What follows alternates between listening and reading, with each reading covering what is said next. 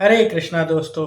आप सभी का हार्दिक स्वागत है आपके अपने चैनल सनातन चर्चा पर। और आइए अपनी कार्तिक मास विशेष चर्चा को आगे बढ़ाते हैं। पिछले भाग में हम लोगों ने भगवान श्री कृष्ण की दामोदर लीला का श्रवण करना आरंभ किया था और सुना था कि किस प्रकार से भगवान श्री कृष्ण जो बड़े बड़े योगियों के ध्यान में नहीं आते वो माता यशोदा के द्वारा एक ओलूक से बांध दिए गए थे। अब आगे चर्चा करते हैं। भगवान श्री कृष्ण ने ओखली से बंधने के बाद ये विचार किया कि मैंने तो मात्र एक मटकी फोड़ी थी और इसका दंड देकर मुझे एक ओखली से बांध दिया गया। अब मुझे कोई बड़ा उपद्रव करना चाहिए। तब भगवान श्री कृष्ण ने अपने आंगन में सामने दो यमलार्जुन के वृक्ष देखे थे और उन्हें गिराने का निश्चय कर लिया था। अब ये यमलार्जुन के वृक्ष थे नलकुबर और मणिग्रीव, जो कि धनाध्यक्ष कुबेर देवता के पुत्र थे, जिन्हें नारद मुनि के द्वारा श्राप देकर इस वृक्ष योनि में बदल दिया गया था। अब क्या थी इनकी कथा, आइए इसके बारे में चर्चा करते हैं। जो ये नल कुंवर और मणिग्रीव थे, इनके पिता कुबेर देव के पास भगवान शिव की अथाह कृपा से बड़ी धन संपत्ति थी और इसी कारण से वह धनाध्यक्ष के पद पर भी सुशोभित हैं। अब इसी धन के मद के साथ अप्सराओं के साथ ये कैलाश प्रांत में माता गंगा का स्वरूप है मंदाकिनी नदी, उसमें प्रेम क्रीड़ा में रत थे। तभी वहां सबकी कल्याण की इच्छा करने वाले श्री नारद मुनि भगवान वहां पर पधारे। तो मद में चूर ये दोनों कुबेर पुत्र उनका सत्कार करना भूल गए। लेकिन उनके साथ जो अप्सराएं थी उन्हें इस बात की सुध थी कि नारद मुनि बड़े ही श्रेष्ठ वैष्णव हैं। उनका आदर करने के लिए उन्होंने अपने वस्त्रों से अपने शरीर को ढकना प्रारंभ कर दिया। लेकिन नलकुवर और मणिग्रीव नग्न अवस्था में श्री नारद जी के सामने खड़े रहे। जब नारद जी ने यह देखा तो वह समझ गए कि इन दोनों के सिर पर धन का मद सवार हो चुका है, अतः इनका कल्याण करना ही होगा। और प्रत्येक जनमानस का कल्याण तो आप सभी जानते हैं कि श्री कृष्ण भक्ति के द्वारा ही संभव है। अब श्री कृष्ण भक्ति इन्हें किस प्रकार से दी जाए, उसके लिए नारद मुनि ने इन्हें श्रापित किया और श्राप देकर दो वृक्ष बना दिया। अब वृक्ष ही क्यों बनाया, अब ध्यान से देखिए। किसी भी वृक्ष को देखिएगा, उसके सामने से कोई भी आए, चाहे स्त्री पुरुष बड़ा बूढ़ा बच्चा कोई भी हो, वृक्ष जो है नग्न अवस्था में खड़ा रहता है। वृक्ष के तने पर कोई वस्त्र नहीं पहनाए जाते हैं। चाहे वृक्ष जीवित होता है लेकिन उसे किसी भी प्रकार के मान सम्मान की कोई चिंता नहीं होती, वह जड़ होता है। इसी प्रकार से इस तरह से मद में जो चूर व्यक्ति है वो भी जड़ हो जाता है, उसकी सोच समझ की क्षमता चली जाती है, वो किसी प्रकार की लाज शर्म नहीं देखता। और आजकल वैसे भी सेलिब्रिटीज या मैगजीन्स में आप फोटोज में देखते रहते होंगे, कई लोग शॉर्ट ड्रेसेस पहनते हैं, नग्न अवस्था में रहना अधिक पसंद करते हैं। वो भी इस जड़ चेतना को ही अपने मानस में बढ़ा रहे हैं और अंततः उनकी भी गति इसी प्रकार होती है। तो अब नारद मुनि का श्राप तो मिल चुका था और इनके उद्धार का मार्ग भी यही था कि इन्हें स्वयं भगवान श्री कृष्ण जब लीला करेंगे तब खेल खेल में उनका उद्धार करेंगे। इन दोनों का ये श्राप था देवताओं के 100 वर्ष तक का। देवताओं के 100 वर्ष कैसे होते हैं, हमारा जैसे एक वर्ष होता है 12 माह का, तो हमारे उसमें 6 और 6 महीने दो होते हैं, उत्तरायण और दक्षिणायन।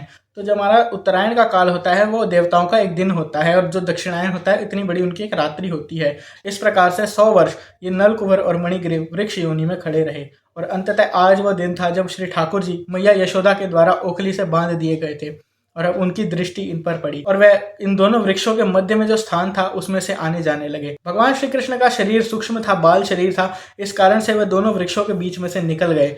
लेकिन उनकी जो ओखल थी वो वहीं पर फंस गई। तब भगवान ने अपना पूरा दम लगाया, पूरा जोर लगा दिया और दोनों वृक्ष उखड़कर अपने स्थानों से गिर गए और दोनों कुबेर पुत्र उससे मुक्त हो गए। अब पिछले भाग में हमने श्री सत्यव्रत मुनि के द्वारा कृत दामोदर अष्टकम के बारे में भी चर्चा करनी प्रारंभ की थी। तो आइए 5वें श्लोक से उस चर्चा को भी आगे बढ़ाते हैं। श्री सत्यव्रत मुनि आगे कहते हैं, इदम ते मुखाम भोजम अत्यंत नीलैर वृतम कुंतले स्निग्ध रक्तेश्च गोप्या मुहुश्चुंबितम बिंब रक्ताधरम में मनस्या विरास्तामलम लक्ष्य लाभ है। नमो देव दामोदर अनंत विष्णु प्रसीद प्रभो दुख जलाब्धिमग्नम कृपा दृष्टिवृष्ट्यातिदिनं बतानु गृहाणेश मामज्ञं मेध्यक्षि दृश्या कुबेरात्मजो बध्यमूर्ते भयध्वत् त्वया मोचितो भक्ति भजो कृतो च तथा प्रेम भक्तिं स्वकाम्ये प्रयच्छ न मोक्षे ग्रहो मे दामोदरेहा नमस्ते स्तु धाम्ने स्फुरदीप्तिधाम्ने त्वदीयोदरायाथ विश्वस्य धाम्ने नमो राधिकाये त्वदीया प्रियाये नमो नंतलीलाय देवाय तुभ्यम।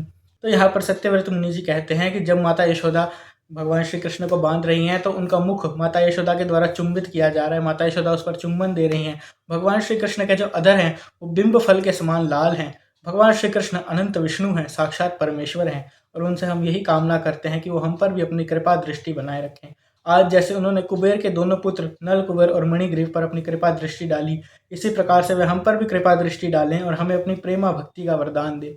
अब भगवान श्री कृष्ण जो कि ओखली से बंधे हुए हैं, उनका जो उदर है उसके अंदर अनंत कोटि ब्रह्मांड बसे हुए हैं, लेकिन उन्हें भी माता यशोदा के प्रेम की दाम से बांध दिया गया है। तो इस प्रकार से हम उस रस्सी को और माता के उस प्रेम को भी बारंबार प्रणाम करते हैं, साथ ही उस ओखल को भी प्रणाम करते हैं जिससे श्री ठाकुर जी बंधे थे। यह स्थान आज भी गोकुल में, जब आप अगर परिक्रमा करने जाएं या दर्शन करने जाएं, तो गोकुल धाम में आप भगवान श्री कृष्ण का ये दामोदर लीला वाला स्थान उखल बंधन के नाम से देख सकते हैं, और ये बड़ा ही दिव्य और सुंदर स्थान है। इसके दर्शन आप कभी भी आपको अवसर मिले तो अवश्य कीजिएगा। अब चलते हैं लीला की ओर वापस। तब भगवान ने जब इन दोनों को देखा तो इन पर कृपा करने की इच्छा से भगवान उस वृक्ष के बीच में से निकले, लेकिन ओखल फंस गया और भगवान ने दम लगाया जिससे दोनों वृक्ष उखड़ कर गिर गए, और दो दिव्य महापुरुष जिनके नाम नल कुंवर और मणिग्रीव थे, भगवान के सामने हाथ जोड़कर प्रस्तुत हुए और उन्होंने भगवान की स्तुतियां करनी शुरू की। तो कहा कि हे भगवान, आप सच्चिदानंद स्वरूप हैं। आपने संसार की रक्षा के लिए अनेकों अवतार लिए हैं, मत्स्य, कच्छप, वराह, नरसिंह आदि, लेकिन प्रत्येक अवतार में आप सच्चिदानंद स्वरूप होते हैं, आप दिव्य हैं। इस प्रकार से भगवान की बारंबार स्तुति करके इन दोनों ने कहा कि हे नाथ, अब हमें आप जाने की आज्ञा दीजिए ताकि हम अपने पिता के लोक को वापस जा सकें। इस श्राप से आपने हमें मुक्त कराया, इसके लिए कोटि कोटि धन्यवाद। तब भगवान श्री कृष्ण कहते हैं कि नल कुंवर और मणिग्रीव, तुम दोनों ने भगवान श्री नारद मुनि का अपमान किया था, एक संत का अपमान किया था, लेकिन नारद जी ने कृपावश तुम्हें इस प्रकार की योनि प्रदान की है। ऐसे संत का तो श्राप भी बड़ा ही कल्याणकारी होता है, और नारद मुनि के श्राप से अब तुम दोनों का कल्याण हो चुका है। तुमने साथ ही मेरा दर्शन किया है और तुम्हें साथ ही मैं अपनी अविरल भक्ति का वरदान भी देता हूँ। इसी कारण से यह शरीर तुम्हारा अंतिम शरीर है, जिसे त्यागने के पश्चात तुम दोनों मेरे नित्य धाम को प्राप्त हो जाओगे। और भगवान का ये दिव्य वचन सुनकर नलकुंवर और मणिग्रीव ने बारंबार श्री ठाकुर जी की परिक्रमाएं की और अपने पिता कुबेर देव के लोक को वापस सिधार गए। इस प्रकार से भगवान श्री दामोदर जी ने नलकुंवर और मणिग्रीव का उद्धार किया। हम सब भगवान श्री कृष्ण से, जो श्रीमती राधा रानी के बड़े प्रिय हैं, उन सब से बारंबार निवेदन करते हैं कि हे ठाकुर जी, हे भगवान श्री राधा दामोदर जी, अब हम पर भी दया कीजिए और हमारा भी इस शरीर से उद्धार कीजिए। पुनरपि मरणम पुनरपि जननम पुनरपि जननी जठरे शयनम यह संसारे खलु दुस्तारे कृपया पारे पाहि मुरारे। अर्थात हमने बारंबार जन्म लिए हैं, बारंबार हमारा मरण हुआ है, बारंबार किसी न किसी जननी के गर्भ में हमने शरण ली है, लेकिन हे मुरारी, हे मुक्ति के प्रदाता मुकुंद भगवान, अब हमें कृपया कर आप उद्धार कीजिए, हमें अपनी भक्ति प्रदान कीजिए, ताकि इस शरीर का त्याग करने के बाद हमें बारंबार जन्म मृत्यु जरा व्याधि के इन चक्करों से ना जूझना पड़े और आपकी शरण में, आपकी सेवा में हम शीघ्रातिशीघ्र आ जाएं।